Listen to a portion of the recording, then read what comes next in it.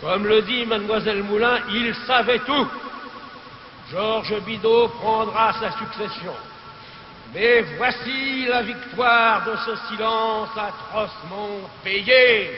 Le destin bascule. Chef de la résistance, martyrisé dans des caves hideuses, regarde de tes yeux disparus toutes ces femmes noires qui veillent nos compagnons. Elles portent le deuil de la France et le tien. Regarde glisser sous les chênes du Quercy, avec un drapeau fait de mousseline nouée, les maquis que la Gestapo ne trouvera jamais parce qu'elle ne croit qu'aux grands arbres.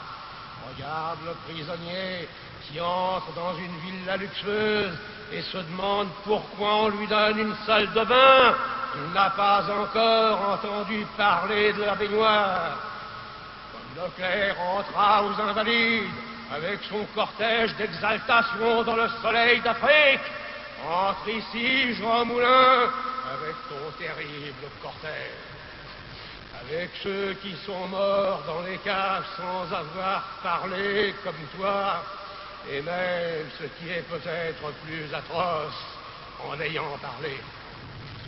Avec tous les rayés et tous les tondus des camps de concentration, avec le dernier corps trébuchant des affreuses files de nuit et brouillard, enfin tombés sous les crosses, avec les 8000 Françaises qui ne sont pas revenues des bagnes, avec la dernière femme morte à Ravensbrück pour avoir donné asile à l'un des nôtres, entre avec le peuple né de l'ombre et disparu avec elle, nos frères dans l'ordre de la nuit.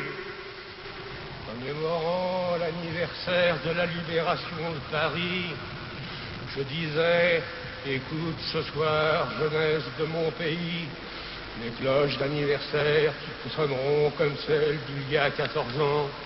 Puisses-tu cette fois les entendre, elles vont sonner pour toi. L'hommage d'aujourd'hui n'appelle que le chant qui va s'élever maintenant.